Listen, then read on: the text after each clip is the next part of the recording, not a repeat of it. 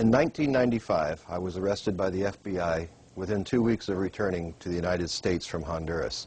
While in Honduras, I picked up certified copies of the documents, which I told you about earlier, and I'll show you copies of in just a moment. While I was being held in a federal facility, federal officers came into me and told me, "Give up the documents, Tatum. Give them up or else you'll be charged with treason. And if you don't go to prison for the rest of your life, you may even be executed." In lieu of giving those documents up, I decided to do something else. I published those documents, and I sent a copy to the White House.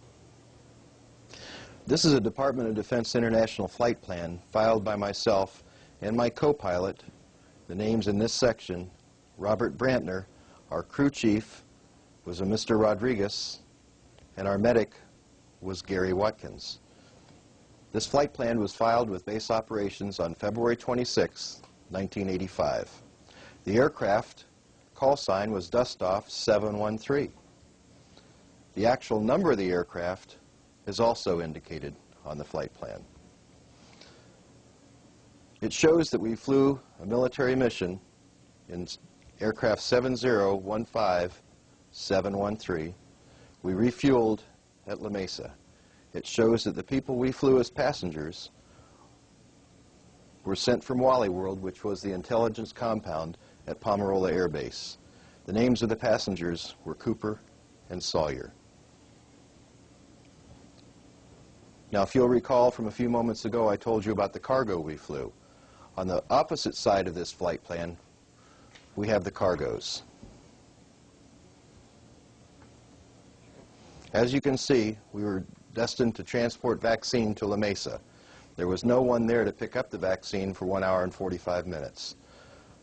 The note placed on by me states that the vaccine popped open on landing while powdery substance, or a white powdery substance, advised Rodriguez via Lima Lima, suspected cocaine.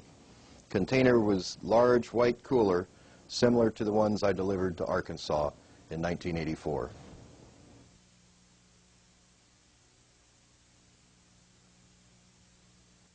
The stamp on it is Copia Certificada, which is a certified copy provided by the Honduran government.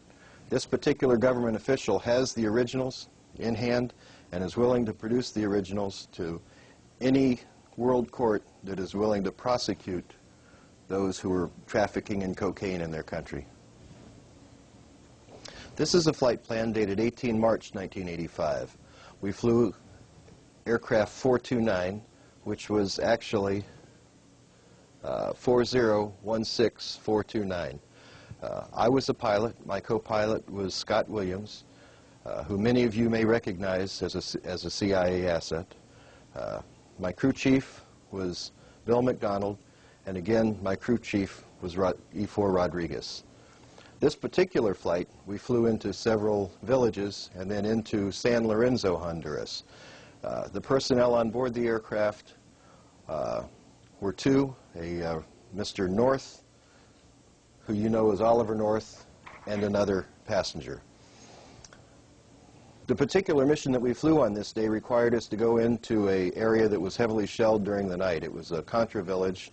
At the Contra village, we picked up a patient who had trauma to the leg, massive rib fracture, and the second patient had upper chest wounds.